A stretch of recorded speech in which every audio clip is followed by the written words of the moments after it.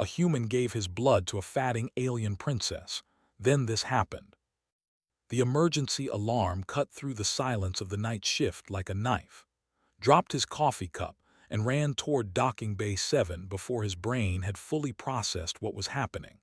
He had been a medic on the Orion Deep Space Station for almost 4 years now, and he knew the sound of a crash landing when he heard one.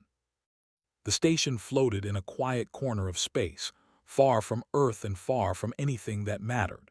It was a place where scientists studied distant stars and miners stopped to refuel their ships. Nothing exciting ever happened here. Had chosen this assignment because he wanted peace and quiet after serving in the border conflicts near Mars. He had seen enough death and pain to last a lifetime.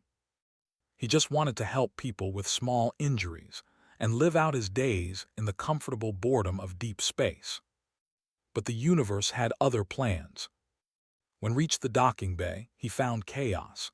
A ship had crashed through the emergency barriers and slid across the metal floor, leaving a trail of sparks and fire behind it. The ship was strange. It did not look like anything had ever seen. The hull seemed to be made of something that was not quite metal. It shimmered with colors that changed when he looked at it from different angles. Purple became blue, became silver, became green. It was beautiful and terrifying at the same time.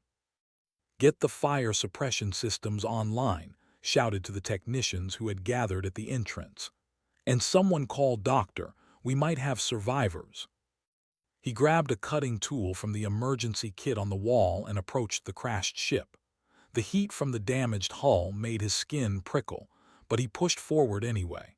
There was a hatch on the side of the ship that had been bent by the impact. Activated the cutting tool and began to slice through the twisted metal. It took him 3 minutes to create an opening large enough to climb through. The inside of the ship was dark, lit only by the dim glow of emergency lights that pulsed in a rhythm that felt almost like breathing. The air smelled strange, like flowers and electricity mixed together. Turned on his flashlight and moved deeper into the vessel. He found her in what appeared to be the control room. She was lying on the floor, half hidden under a fallen piece of equipment. His first thought was that she was human. She had 2 arms, 2 legs, a head with hair and a face. But when he got closer, he realized how wrong that first impression was. Her skin was the color of lavender, not painted or tattooed, but naturally that soft purple shade. Silver lines ran across her temples and down her neck, forming patterns that looked like circuits or maybe rivers seen from high above. Her hair was white, pure white like fresh snow, and it spread across the floor around her head like a halo. Her eyes were closed and her breathing was shallow and weak. She was hurt. That much was clear. A wound in her side was leaking a fluid that glowed faintly blue like liquid starlight. Had no idea what her biology was or how her body worked, but he knew what dying looked like. He had seen it too many times to mistake it. "Hey, can you hear me?" Knelt beside her and gently touched her shoulder. Her skin was cool like touching smooth stone. "My name is, I am a medic. I am going to help you." Her eyes opened, felt his breath catch in his throat. Her eyes were the color of sunset, red and gold mixed together, with flickers of light dancing in their depths like flames. They were the most beautiful eyes he had ever seen, and they were full of pain. She spoke in a language did not understand. Her voice was soft and musical but weak, so weak. "I do not understand," said, "but help is coming, just hold on." The universal translator built into the station's communication system took a few seconds to analyze her speech. Then her words came through clearly in his earpiece. "Please," she was saying, "please help me. I do not want to fade. I do not want to disappear." "You are not going to disappear," promised. "I am going to get you out of here." He carefully lifted the piece of equipment that had fallen on her and pushed it aside. Then he gathered her in his arms, being gentle with her wounded side, and carried her out of the crashed ship. She weighed almost nothing, like holding a child or a bird. Her head rested against his chest, and he could feel the weak flutter of her heartbeat through her thin clothing. Doctor was waiting in the docking bay with a medical team and a stretcher. was a woman in her 60s with gray hair and steady hands. She had been practicing medicine for 40 years, and there was very little that could surprise her anymore. But when she saw the alien woman in his arms, her eyes went wide. "What in the name of all the stars is that?" she whispered. "She is hurt," said. "That is all that matters right now." They placed the alien woman on the stretcher and rushed her to the medical bay. Ran every scanner and diagnostic tool she had, trying to understand the strange body on her table. Stood nearby, watching the screens fill with data that made no sense to him. "Her cellular structure is breaking down," said after several minutes of analysis. "It is like her body is losing the ability to hold itself together. The cells are just falling apart, one by one." "Can you stop it?" asked. "I do not know what is causing it. I do not even know what species she is. Her biology is completely different from anything in our databases. She is not carbon-based like humans. She is silicon-based. Her blood is not blood at all. It is some kind of light-carrying fluid. I have never seen anything like this." The alien woman stirred on the table. Her eyes opened again, and she looked around the room with a mixture of fear and hope. When her gaze landed on, some of the fear seemed to fade. "You are the one who saved me," she said through the translator. "The one who carried me from my ship." Moved closer to her bed. "Yes, my name is— What is your name?" "I am," she said, "Princess of the Collective. My ship was attacked by raiders from the Dominion. They struck me with a weapon called a molecular. My people call the effect the fatting. Without help, I will cease to exist within a few hours." Leaned forward. "What kind of help? Tell us what you need. We will do everything we can." His eyes moved to, then back to, "Your species. You are Terrans, yes. Humans from the planet called Earth." "Yes," confirmed. "I have heard of your kind. You are new to space travel. Young, but there is something in your biology that might save me." Paused to catch her breath. Speaking was clearly difficult for her. "Your blood, it contains iron. My people are silicon-based. We carry light in our veins instead of iron. But iron, when combined with certain elements in physiology, can act as a stabilizer. It can stop the fatting." His expression shifted from confusion to understanding to concern. "You need human blood. How much?" 3 liters, perhaps 4, administered directly into my circulatory system over several hours." Felt his stomach drop. 3 or 4 liters was more than half the blood in a human body. Losing that much would kill a person. "That is a lethal amount," said, voicing his thoughts. "No human can give that much blood and survive." Closed her eyes. A tear slid down her lavender cheek, leaving a trail that glowed faintly silver. "I know. That is why I did not want to ask. I would rather fade into nothing than ask someone to die for me." Looked at her lying there on the table. She was young. He could see that now. Despite her alien features, she had the same vulnerability in her face that he had seen in young soldiers dying on battlefields. She was someone's daughter, someone's hope, and she was willing to die rather than ask a stranger to sacrifice himself for her. Something shifted inside his chest. A decision formed in his mind, solid and unshakable. "Doc," he said slowly, "what about the synthetic blood substitute, the experimental one they sent us last year for testing?" Stared at him. "The Project Crimson formula. It has never been tested in a scenario like this. We do not know if a human can survive having most of their blood replaced with synthetic fluid. But it is possible. Theoretically, yes. The formula was designed to mimic the oxygen-carrying capacity of human blood, but there are risks, massive risks. Your organs might reject the synthetic blood. Your heart might not be able to pump it properly. Your brain might not receive enough oxygen. You could die. You could very easily die." Looked at, her eyes had opened again, and she was watching him with an expression of disbelief. "What are you doing?" she asked. "Why are you discussing this? I told you I do not want anyone to die for me." "Nobody is going to die," said. He hoped he sounded more confident than he felt. "I am O negative. Universal donor. If we do this carefully, replacing my blood with the synthetic stuff as we go, I might be able to give you what you need and still survive. Might emphasized, might survive. The odds are not good. But they are not zero either, right? Was silent for a long moment. Then she sighed, the heavy sigh of a doctor who had learned long ago that some patients could not be talked out of their decisions. No, they are not zero. Maybe 30% chance of survival if everything goes perfectly. 30% is better than 0%, said. He started rolling up his sleeve. Let us do this. Tried to sit up, but she was too weak. Wait, please wait. You do not understand. I am a princess of the collective.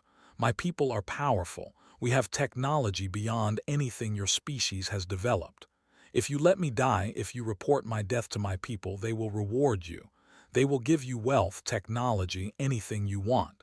You do not need to risk your life. Paused and looked at her. Really looked at her. Past the alien features and the glowing silver tears and the wound in her side.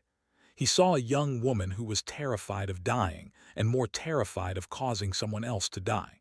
He saw someone who valued the life of a stranger more than her own survival. Princess, he said gently, where I come from we have a saying, a stranger is just a friend you have not met yet. I did not pull you out of that ship to watch you fade away. I pulled you out because helping people is what I do. It is who I am. And right now you need help that only I can give. But why? You do not know me. We have never met. Our species have never even had formal contact. Why would you risk everything for someone you do not know? Smiled. It was the kind of smile that came from somewhere deep inside, from a place that still believed in goodness despite everything he had seen. Because that is what makes us human. We do crazy, stupid, wonderful things for people we do not know. We run into burning buildings to save strangers. We jump into freezing water to pull out drowning children. We give blood to dying alien princesses we just met. It does not always make sense, but it is who we are. Stared at him for a long moment. Then something changed in her expression. The fear did not disappear, but it was joined by something else, something that looked like wonder. Your species truly is remarkable, she whispered. Ask me again in a few hours when this is over, replied. Now, Doc, what do we need to do? The preparation took an hour. Gathered her team and explained the procedure. They would connect and with a complex system of tubes and filters. His blood would flow out of his body and into, while the synthetic blood substitute would flow into to replace what he was losing. The process would have to be slow and careful, monitored every second for signs of rejection or failure. Lay down on a table next to his bed. A nurse inserted needles into his arms, connecting him to the equipment that would either save 2 lives or end his. He tried to stay calm, but his heart was racing. 30% chance of survival. That meant 70% chance of death. Those were not good odds by any measure. But when he turned his head and saw looking at him, her sunset eyes filled with gratitude and fear, he knew he had made the right choice. Thank you, she said softly. Whatever happens, thank you. No one has ever done anything like this for me. Just focus on staying alive, told her. That is your only job right now. Stay alive. Started the procedure. The first hour was not too bad. Felt a strange sensation as his blood began to leave his body, like a slow drain pulling at his energy. The synthetic blood that flowed in to replace it was cold, much colder than real blood. It made him shiver despite the warmth of the medical bay. His condition began to improve almost immediately. The luminescent blue fluid had stopped leaking from her wound, and the wound itself was starting to close. The silver lines at her temples, which had been dim and flickering, began to glow with steady light. Her breathing became stronger, deeper. It is working, said, watching the monitors with amazement. The iron in your blood is stabilizing her cellular structure. The fatting is revering. Wanted to feel relieved, but he was too focused on the growing coldness spreading through his body. By the second hour, he had lost about 1.5 liters of blood. The synthetic replacement was keeping his body functioning, but just barely. His heart had to work harder to pump the unfamiliar fluid. His vision was starting to blur at the edges. "How are you feeling?" asked him. "Cold," admitted. "Tired, but I can keep going." "Your vitals are stable for now, but we still have a long way to go." The third hour was when things started to get difficult. Had given 2 liters of blood, and his body was struggling to adapt to the synthetic replacement. His heart rhythm became irregular, skipping beats and racing at random intervals. His blood pressure dropped dangerously low. Had to inject him with stimulants to keep his organs functioning. Watched all of this with growing distress. "Stop," she said. "Please stop. He is dying. I can see it." "I am not dying," said, though his voice was weak. "I am just having a bad day. Keep going, Doc."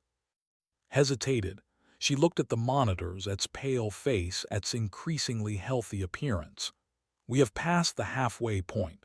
Stopping now would mean you have suffered for nothing. The princess would start fatting again within hours." "Then do not stop," said firmly. They continued.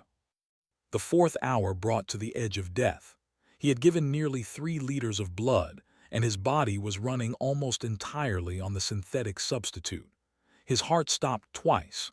Both times, shocked it back into rhythm with careful application of electrical current. Both times, returned to consciousness with a gasp and a determination to keep going. "You are insane," told him during one of these moments. "Completely insane." "Probably," agreed weakly, "but I am too far in to quit now." Was crying. The silver tears flowed down her face in steady streams, dripping onto her pillow and glowing softly in the dim light. "Please let me help him," she begged. "There must be something I can do." "You need to rest and let your body heal," said. "The best thing you can do for him is survive. That is what he wants. That is why he is doing this." By the 5th hour had given everything. Almost 4 liters of his blood had been transferred into his body, and his own veins were filled entirely with the cold synthetic fluid. He lay motionless on the table, his skin so pale it was almost transparent. His breathing was shallow, just tiny movements of his chest that were barely visible. But he was alive. In contrast, looked radiant. The fatting had been completely reversed. Her lavender skin glowed with health, and the silver lines at her temples pulsed with steady, bright light. Her wound had healed completely, leaving not even a scar. She sat up in her bed and looked at with eyes that burned like twin suns. "He saved me," she said, her voice full of wonder. "This stranger saved me." Was working frantically to stabilize. She adjusted the mixture of the synthetic blood, adding nutrients and medications to support his struggling organs. "He is not out of danger yet. The synthetic blood is keeping him alive, but his body is fighting it. I do not know if he will make it through the night." Stood up from her bed. She walked on unsteady legs to his side and looked down at him. He was so still, so pale. This human, this member of a species she had never even met before today, had given his life force to save her. He had poured his blood into her veins without hesitation, without asking for anything in return. They had a gift. It was something they did not share with outsiders, something forbidden by ancient laws and strict traditions, but was a princess. The laws were hers to interpret, and right now she did not care about traditions. "There is something I can do," she said quietly. Looked up from her work. "What are you talking about?" "My people can share life force. It is a sacred ability, used only between bonded pairs and family members. It is forbidden to use it on other species, but I do not care about that rule anymore." Before could stop her, placed her hand on his chest. She closed her eyes and focused on the connection between them, the strange bond that had formed when his blood had entered her body. She could feel him, faint and flickering like a candle about to go out. She would not let that light die. The silver lines at her temples began to glow intensely, brighter than they had ever glowed before. The light spread down her neck, across her shoulders, down her arms, and into her fingertips. Where her palm touched his chest, that light flowed into him, warm and golden and full of life. His body arched off the table. His eyes flew open, wide and startled. His heart, which had been struggling to beat, suddenly found a strong, steady rhythm. Color returned to his cheeks. His breathing deepened. "What did you do?" demanded, watching the monitors in disbelief. "His vitals are stabilizing. His cellular regeneration is off the charts. What did you do to him?" Removed her hand and stepped back. She looked tired now, drained by what she had done, but she was smiling. "I gave him a piece of myself, a fragment of life force. It will bond with his cells, strengthen them, help them adapt to the synthetic blood, and eventually create new blood of his own." Sat up slowly. He felt strange, different. The coldness that had filled his body was fading, replaced by a warmth that seemed to come from inside his own cells. His vision, which had been blurry and dark, was suddenly clearer than it had ever been. He could see details he had never noticed before, tiny imperfections in the walls, individual dust particles floating in the air. "What did you do to me?" he asked, echoing his question. "I saved you," said simply. "As you saved me. We are bonded now. You and I, my blood flows in your veins, and your blood flows in mine. More than that, a piece of my essence lives in your heart.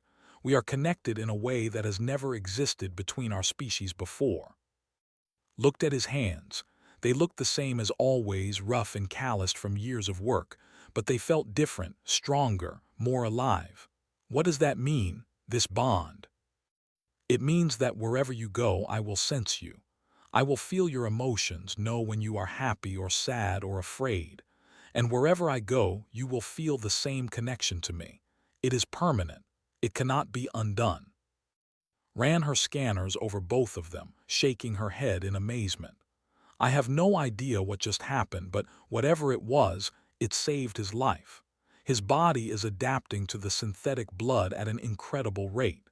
At this pace, he will be producing his own blood again within a few weeks." Swung his legs off the table and stood up. He was shaky but stable and getting stronger by the moment. He looked at this alien princess who had given him a piece of herself to save his life. "Thank you," he said. "Thank you," she replied. "You acted first. Without your sacrifice, I would have faded into nothing. Everything I am now, everything I will ever be, exists because of what you did." They stood there in the medical bay, human and looking at each other with new eyes. Outside the station, the stars continued their eternal dance, indifferent to the miracle that had just occurred. But inside, everything had changed. The news of what had happened spread quickly through the station. Within hours, everyone knew about the crashed alien ship, the dying princess, and the medic who had given his blood to save her. Reactions were mixed. Some people called a hero, others called him a fool. A few suggested that he should be disciplined for taking such a risk without authorization. Did not care about any of it. He spent the following days recovering in the medical bay, his body slowly adapting to its new state. Stayed by his side, refusing to leave despite the protests of the station commander that she should be moved to more secure quarters. "He saved my life," she told Commander Jennifer Wilson. "I will stay with him until he is fully recovered. This is not negotiable." Commander Wilson was a practical woman who had learned to pick her battles. She assigned extra security to the medical bay and left the alien princess to her vigil. As the days passed, discovered new things about himself. His senses had sharpened dramatically. He could see in spectrums of light that should have been invisible to human eyes, ultraviolet and infrared appearing as new colors at the edges of his vision.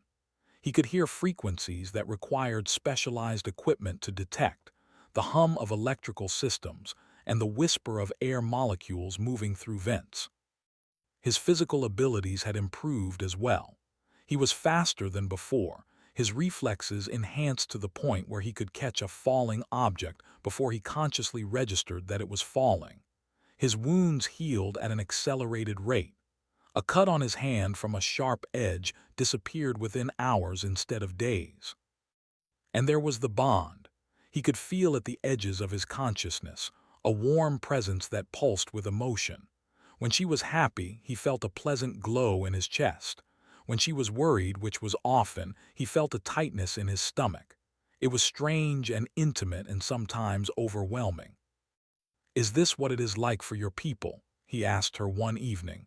"Feeling each other all the time?"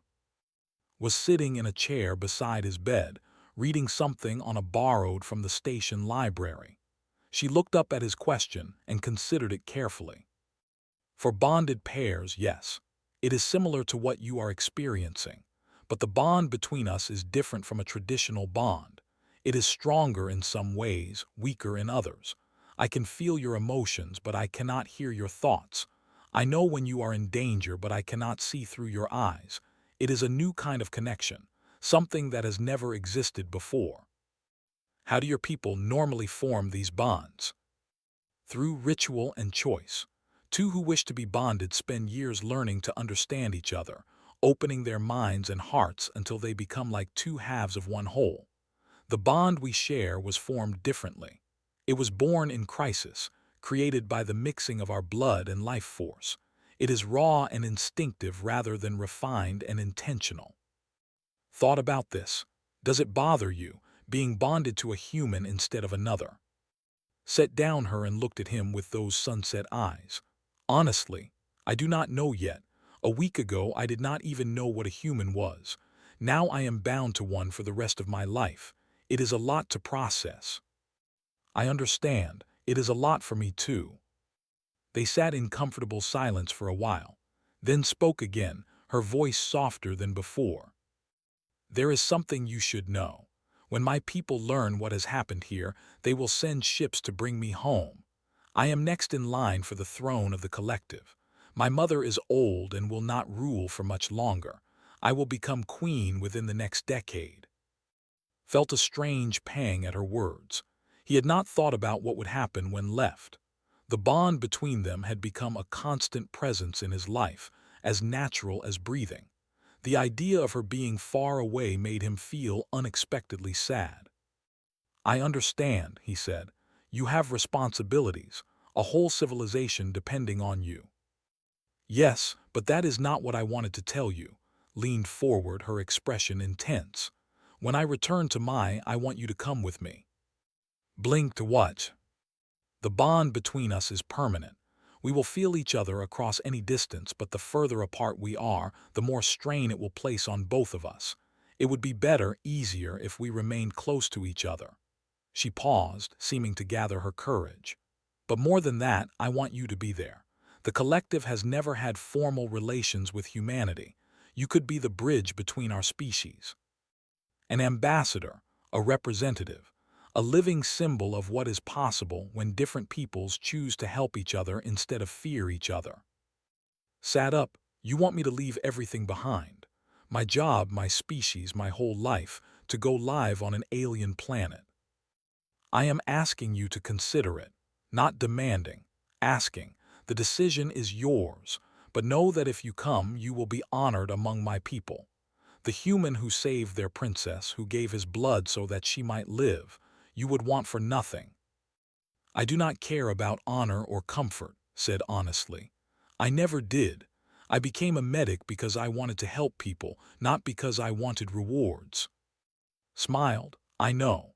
That is why I am asking you instead of simply assuming you will agree. You are not motivated by self-interest. It is one of the things that makes you remarkable." Looked around the medical bay.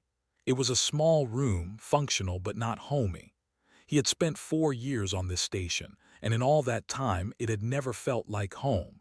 It was just a place to exist, to pass time, to hide from the memories of war and death that haunted him. But when he looked at, he felt something different. He felt possibility. He felt purpose. "I will think about it," he said finally. "That is the best I can promise right now. That is all I ask." 3 days later, the ships arrived. They dropped out of hyperspace like ghosts materializing from nothing, 3 elegant vessels with shimmering hulls that matched crashed ship. The station went to high alert, but quickly communicated with the arriving fleet and calmed their fears. The lead ship sent a shuttle to the station. It carried a delegation of officials, including a tall, stern-looking male who introduced himself as High Advisor. He was old by standards, his silver markings faded and his lavender skin touched with gray. But his eyes were sharp and full of intelligence. "Princess," he said, bowing deeply, "the collective rejoices at your survival. When we lost contact with your ship, we feared the worst." "I survived because of this human," said, gesturing too. "He gave his blood to cure my fatting. He nearly died in the process." Turn to look at with open curiosity. A human. I have read about your species in the historical archives. Young, aggressive, prone to violence and self-destruction. And yet here you stand, having saved our princess through an act of extraordinary sacrifice. "I am a medic," said simply.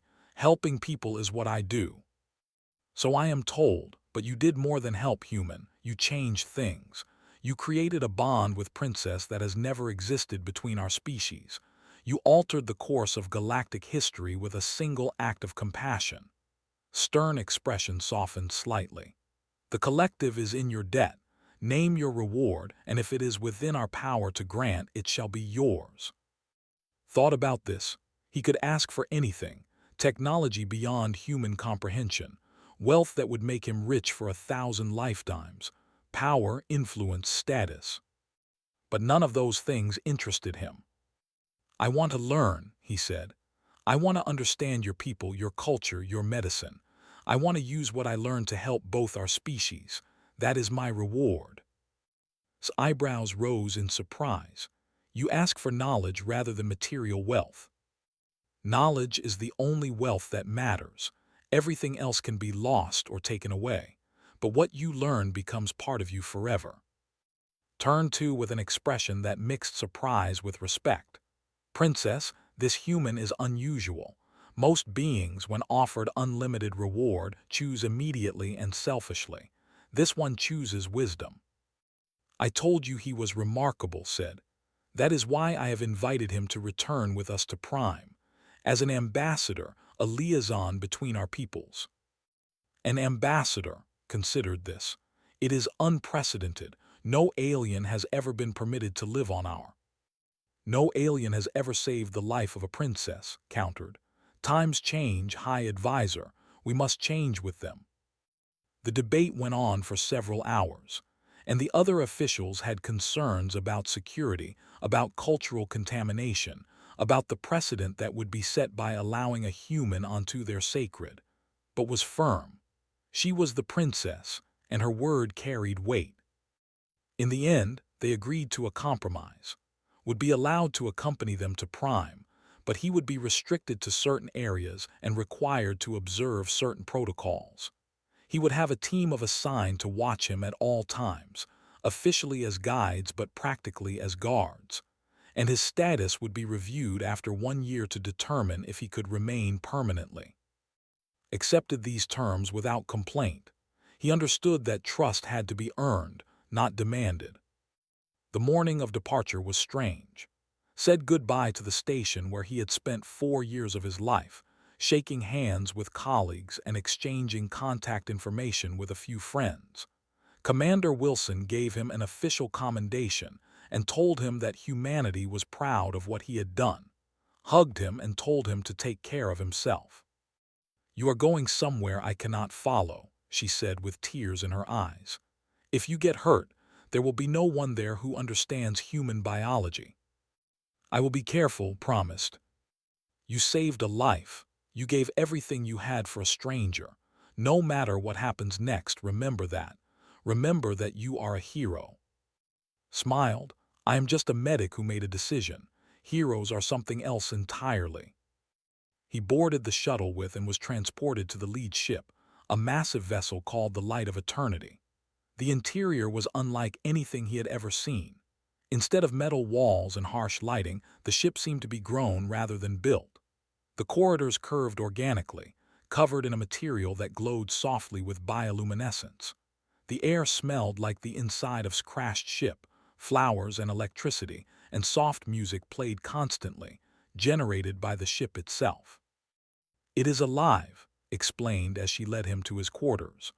"All vessels are living things, grown from specialized seed crystals over hundreds of years. They are not sentient in the way we are, but they are aware. They feel their passengers and respond to our needs." Placed his hand on the wall. It was warm and slightly yielding, like touching skin. "That is incredible. Humans build their ships from metal and circuits, cold, dead things. Your species is young. You have not yet learned to grow, but you will. Given time, you will develop beyond what you can currently imagine." His quarters were small but comfortable, a curved room with a bed that seemed to grow out of the floor and windows that showed the stars outside. Sat on the bed and felt it adjust to his body, supporting him perfectly in a way no human mattress ever had. He was really doing this. He was leaving human space, traveling to an alien world, starting a completely new life. It was terrifying and exhilarating and absolutely insane. But when he felt his presence at the edge of his consciousness, warm and reassuring, the fear faded. Whatever happened next, he would not face it alone. The journey to Prime took 3 weeks. Ships did not use the same faster-than-light technology as human vessels. Instead, they bent space around them, creating tunnels through dimensions that could not understand no matter how many times it was explained to him. During the journey, spent his time learning. He studied the language, finding that his enhanced brain absorbed information much faster than before. He learned their history, a civilization stretching back millions of years, with achievements and tragedies that dwarfed anything in human experience. He learned their customs, their art, their philosophy. And he spent time with. They talked for hours every day, sharing stories from their lives. Told her about Earth, about the blue skies and green forests he remembered from his childhood. He told her about the wars near Mars, about the friends he had lost and the guilt that still haunted him. He told her about his decision to become a medic, to save lives instead of taking them. Told him about growing up as a princess, about the pressure and loneliness of her position. She told him about her mother, the current queen, who was wise but distant. She told him about her dreams for the collective, her hope that she could lead her people into a new era of openness and growth. Through it all, the bond between them deepened. Learned to interpret the subtle fluctuations of emotion that flowed through their connection. He could tell when was truly happy versus politely pleased, when she was worried about something versus simply thoughtful, and she learned to read him just as easily. One evening, about halfway through the journey, came to his quarters with a serious expression. "There is something I need to tell you," she said. "Something about the attack on my ship." Gestured for her to sit beside him on the bed. "What is it?" "The raiders who attacked me were not random pirates. They were agents of the Dominion, an empire that has been at war with the collective for over 1,000 years. They targeted me specifically because I am next in line for the throne. If I had died, it would have thrown the collective into chaos." "That is terrible, but you survived. You are safe now." "Yes, but they know I survived. News travels fast between the stars, and they know how I survived." Sunset eyes met his. "They know about you, about the human who saved me, about the bond we share." Felt a chill run down his spine. What does that mean? They are strategic thinkers. They will analyze the bond, looking for weaknesses. They will realize that if they hurt you, they hurt me. If they kill you, the psychic backlash could devastate me. So I am a target now. Yes, I am sorry. By saving my life, you have painted a target on your own. They will not ignore you. They will try to use you against me. Absorbed this information. He should have been afraid. He should have been angry. But instead, he felt a strange calm settling over him. He had spent years running from danger, hiding on a remote station where nothing ever happened. But now, danger had found him anyway. And this time, he had something worth protecting. "Then I will have to be careful," he said simply. "And strong. Good thing I have enhanced abilities now, right? Stared at him. You are not angry, not scared. Of course I am scared. Only fools are never afraid, but I made a choice when I gave you my blood. I chose to be part of something bigger than myself. If that means enemies and danger, then so be it. I will face whatever comes. Reached out and took his hand. Her skin was warmer now, less like marble and more like living flesh. The exchange of life force had changed her just as it had changed him. She said softly, I do not know what I did to deserve you, but I am grateful for whatever twist of fate brought your ship to my door. It was not fate, replied. It was just me doing my job. A medic goes where people need help. You needed help, I was there. And now, squeezed her hand gently, now I am here, and I am not going anywhere. They sat together in comfortable silence, watching the stars slide past the window as the ship carried them toward a new world and a new future. The day they arrived at Prime, stood at the observation deck and watched an alien world grow from a point of light into a sphere of wonder. The planet was beautiful beyond words. Its surface was covered in crystal forests that caught the light of the twin suns and scattered it into rainbows.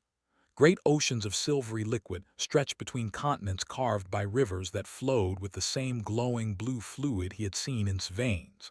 Cities floated in the sky, held aloft by technology that seemed like magic. Welcome to my home, said, standing beside him. Could not speak. He just stared at the planet below, tears forming in his eyes. He had seen many things in his life.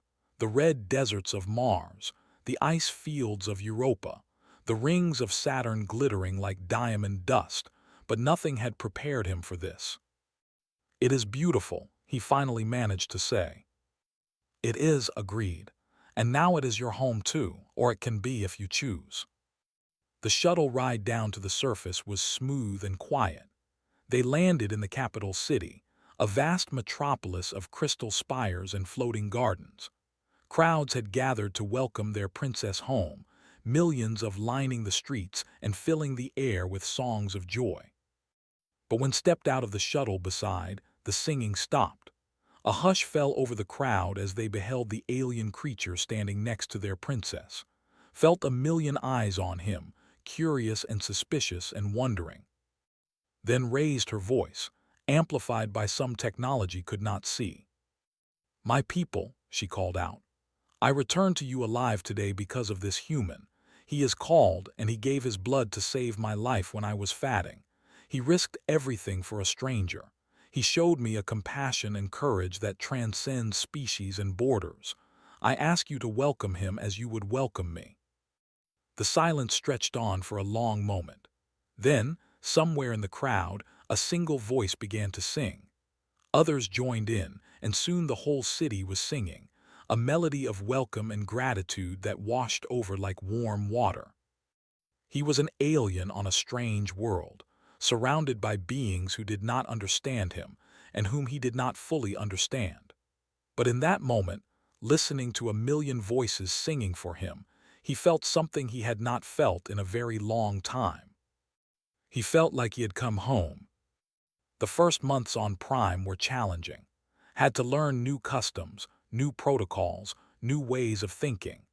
They were an ancient species with traditions stretching back millions of years, and many of those traditions made no sense to a human from Earth. But was adaptable. He had learned long ago that survival depended on flexibility, on the ability to change and grow in response to new circumstances. He studied their ways diligently, making mistakes but always learning from them. The bond with helped. Through their connection, he could sense what she was feeling, anticipate her reactions, understand things that were never spoken aloud. And she helped him navigate the complex politics of the court, warning him about dangerous individuals and guiding him toward those who could be trusted. Not everyone welcomed him, of course. There were traditionalists who saw his presence as an insult to their culture. There were politicians who saw him as a tool to be used or a threat to be eliminated. And there were those who simply could not accept that an alien, especially a human, could be worthy of their princess's attention. One such individual was Lord, a powerful noble with ambitions for the throne. He was old and cunning, with faded silver markings that spoke of ancient bloodlines and faded lavender skin that was almost gray. His eyes never warmed when they looked at. "The human should be kept in a cage," said at a council meeting, not bothering to hide his contempt. "It is a curiosity at best, a danger at worst. Allowing it to walk freely among us is an insult to our ancestors." "The human saved my life," replied coldly. "He is deserving of respect." "He saved your life by accident. He did not know what he was doing. He simply stumbled into the situation and happened to have useful blood. That does not make him worthy of honor. He chose to give that blood knowing it would probably kill him. That is not an accident. That is a deliberate act of sacrifice." Waved his hand dismissively. Humans are known for their lack of self-preservation instinct. They throw themselves into danger without thinking. It is not courage, it is stupidity. Listen to this exchange with practiced patience. He had faced prejudice before, both as a soldier and as a medic. He knew that arguing with someone like was pointless. The man had already made up his mind. No amount of words would change it. But was not so calm. Could feel her anger through their bond, hot and bright like a star about to explode. "Lord," she said, her voice dangerously quiet, "I will remind you that the human saved the life of your future queen. When he is insulted, I am insulted. Do you wish to insult me?" Backed down, but his eyes promised that this was not over. Knew he had made an enemy, one who would look for any opportunity to destroy him. The months passed, settled into a routine. He spent his mornings learning medicine, studying techniques that made human medical science look like primitive bloodletting. He spent his afternoons training with the palace guard, building on his enhanced abilities until he could hold his own against warriors who had been fighting for centuries. He spent his evenings with talking and laughing and growing closer with each passing day. The bond between them continued to evolve.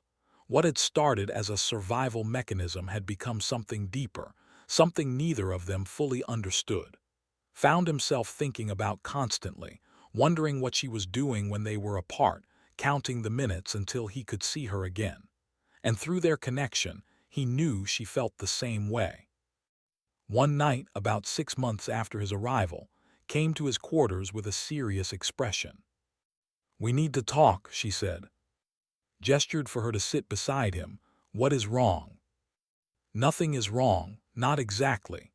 She hesitated, which was unusual for her, was normally direct and confident in everything she did.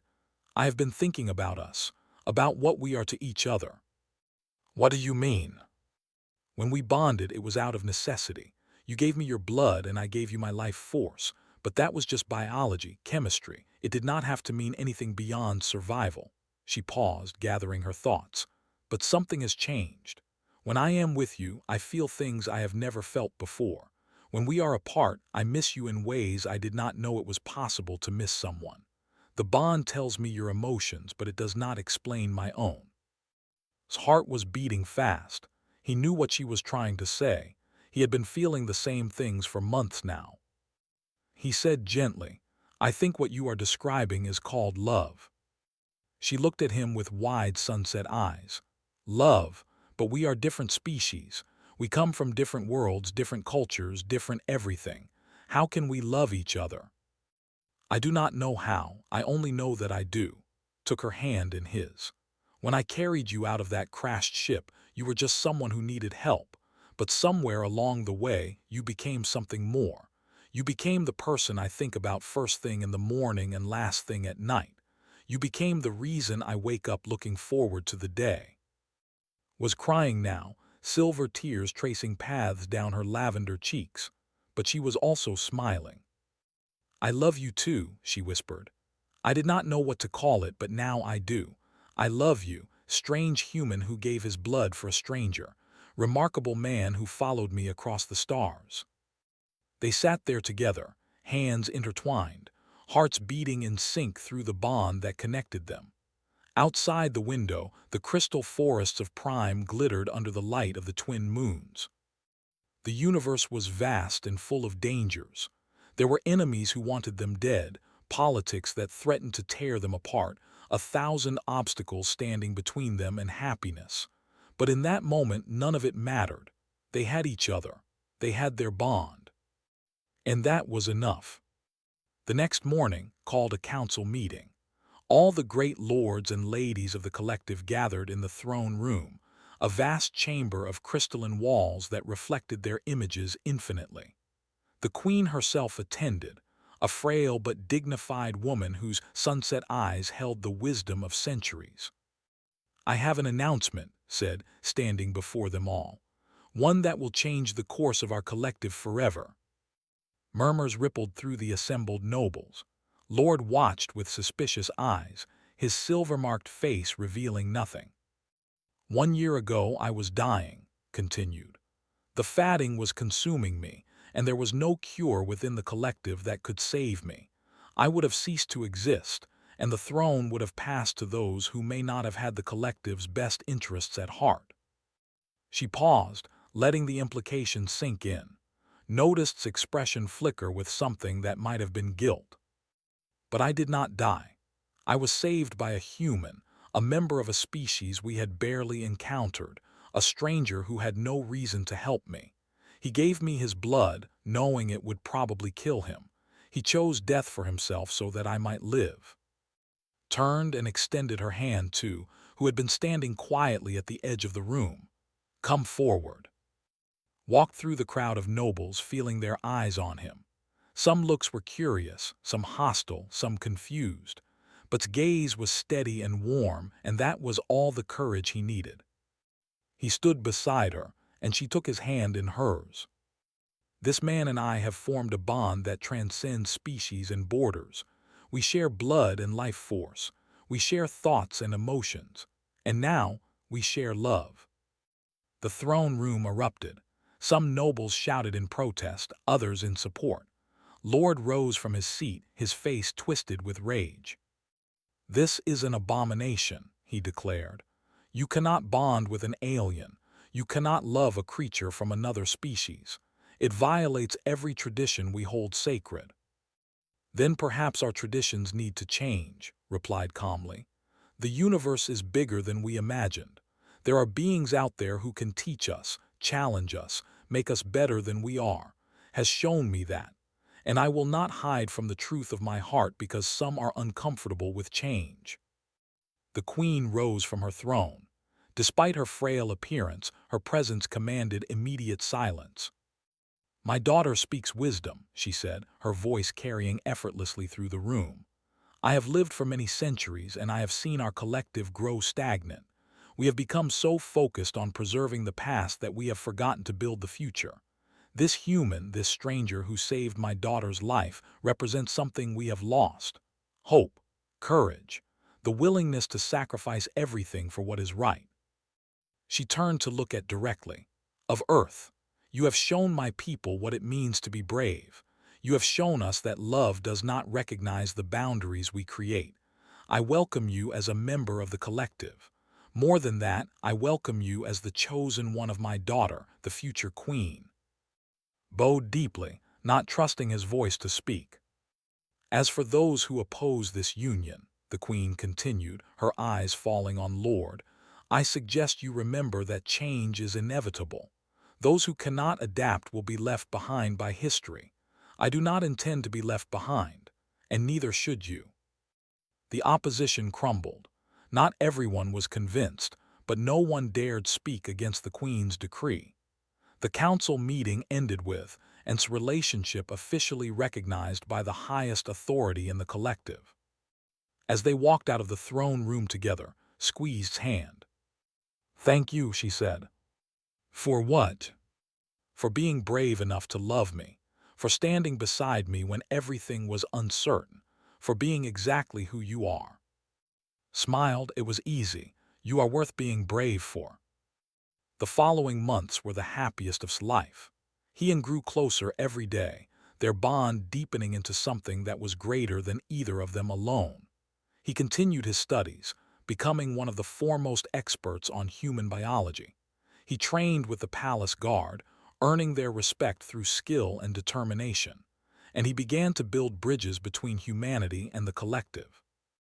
Delegations from Earth arrived, official representatives eager to establish relations with the ancient alien civilization, served as translator and mediator, helping both sides understand each other. It was challenging work, full of misunderstandings and frustrations, but it was meaningful. He was doing something that mattered. But happiness never lasts forever. 1 year after its arrival on Prime, the Dominion launched their attack. They came without warning, their fleet dropping out of hyperspace in the heart of territory. 1,000 warships, bristling with weapons, carrying soldiers bred for conquest. They had been preparing for this moment for decades, building their forces in secret, waiting for the perfect opportunity. And now they had it. The fleet mobilized, but they were outnumbered and caught off guard. The first battle lasted only hours and ended in disaster. 3 major worlds fell within the first week. The collective was in chaos, struggling to organize a defense against an enemy that had been planning this for generations. Watched the news reports with growing dread. This was not just a war, it was a catastrophe. "I have to do something," he told. "I cannot just sit here while people die." "What can you do?" asked. "You are a medic, not a soldier." "I am both, remember. I served in the Mars border conflicts. I know how to fight." He took her hands in his. "And I know what they really want. They want you. They want to destroy the royal line and throw the collective into chaos. If I can get to their leadership, if I can cut off the head of the snake, I can end this." "That is suicide," said, her voice tight with fear. "Even with your enhanced abilities, you cannot fight an entire army alone." "I will not be alone. I will have humanity's help." His mind was racing with plans. The fleet is powerful, but it is not designed for the kind of fast, aggressive warfare they specialize in. Human ships are different. We built our fleet to fight outnumbered, to strike hard and fast and disappear before the enemy can respond. If we can convince humanity to join this war, we can turn the tide. Was silent for a long moment. Through their bond, could feel her emotions churning, fear and hope and love all mixed together. "You would bring your people into our war. This is not just your war anymore. They will not stop with the collective. If they win here, they will turn their attention to the younger species. Humanity will be next on their list." His expression hardened. "Better to fight them now, when we have allies, than later when we stand alone." The next days were a blur of activity. Sent messages to Earth, to the highest levels of human government, explaining the situation and requesting aid. The response was mixed at first. Many politicians were reluctant to involve humanity in an alien conflict. It was not their fight, they said. They should focus on their own problems. But others understood the stakes. They had read the intelligence reports on the Dominion. They knew that an empire capable of conquering them would not stop there. They knew that the time to act was now, before it was too late. The debate raged for weeks. Meanwhile, more worlds fell. The death toll climbed into the millions. The Queen grew weaker, the stress of the war aging her faster than time itself. And then the tide turned. The human fleet arrived in space. 300 warships carrying soldiers and weapons, and the aggressive spirit that had made humanity feared throughout the galaxy. They were led by Admiral Maria Santos, a legendary commander who had never lost a battle in her 30-year career. "We are here to help," she announced to the High Council. "Point us at the enemy and get out of our way." The combined fleet struck at the supply lines, hitting them where they least expected. Human ships darted in and out of combat, too fast for the weapons to track, too small for their scanners to anticipate. Within weeks, the advance had stalled. Within months, they were being pushed back. Served on the front lines, not as a soldier, but as what he had always been, a medic. He set up field hospitals on reclaimed worlds, treating wounded and human alike. He worked 18-hour days, sleeping only when his body refused to function anymore. He saved thousands of lives. And when the chance came to strike at the leadership, he was the one who volunteered. The mission was classified as suicide odds. A small team would infiltrate the command ship and assassinate the Dominion's ruling council. If they succeeded, the war machine would collapse into chaos. If they failed, they would die and the war would continue. Join the team despite desperate pleas for him to stay behind. "If I do not go, everyone dies eventually," he told her. "The war might end in victory, but they will rebuild. They will come back. Unless we cut out the heart of their command structure, this cycle of war will never end." Held him, her tears flowing freely. "I cannot lose you, not after everything we have been through." "You will not lose me, I have too much to live for." He kissed her forehead, feeling their bond pulse with emotion. "Wait for me, I will come back, I promise." The mission was everything had feared and more. The team fought their way through corridors filled with soldiers, losing members one by one until only two others remained. They reached the council chamber, a vast room where the 5 rulers of the Dominion sat on thrones of black metal. The final battle was brutal and brief. His enhanced abilities kept him alive when logic said he should have died. He moved faster than they could track, struck harder than they could block. And when the last of the council fell, he stood alone in the chamber, surrounded by the bodies of enemies and friends alike. The war ended. With their leadership destroyed, the fleet broke into factions that turned on each other. The inhuman forces pushed them back to their home territory and established a blockade that would ensure they never threatened anyone again. Returned to Prime as a hero, he had helped save 2 civilizations, human and alike. Songs were written about him. Statues were erected in his honor. Children learned his name in school, but did not care about any of it. All he cared about was the woman waiting for him at the landing pad. Ran to him the moment he stepped off the shuttle, throwing herself into his arms with a force that nearly knocked him down. She was laughing and crying at the same time, her sunset eyes blazing with joy. "You came back," she sobbed. "You promised and you came back." "I always keep my promises," replied, holding her like he would never let go. They were married 3 months later, in a ceremony that united 2 species in a way that had never happened before. Dignitaries from 100 worlds attended, watching as a human and a princess pledged their lives to each other. The queen died peacefully 6 months after that, secure in the knowledge that her daughter was happy and the collective was safe. Ascended to the throne with at her side, not as a king, but as a consort, a partner, an equal in all but title. They ruled wisely and well for many years. Under their leadership, the collective entered a new age of openness and progress. Humanity and they became the closest of allies, their cultures blending and learning from each other. The galaxy was not perfect, and there were always new challenges to face, but they faced them together. And it all began with a simple act of kindness. A human gave his blood to a fatting alien princess. And everything changed. Years later, when historians wrote about this period, they called it the Great Joining, the moment when 2 species became one family. They analyzed the political factors, the military strategies, the economic implications.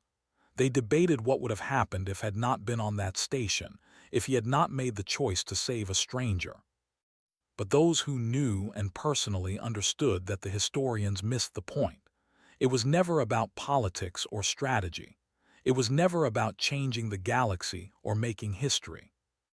It was about a medic who saw someone in need and decided to help. It was about a princess who learned that the universe was bigger and stranger and more wonderful than she had imagined. It was about 2 people from different worlds who found each other in the darkness between stars. It was about love. And that, perhaps, was the most human thing of all.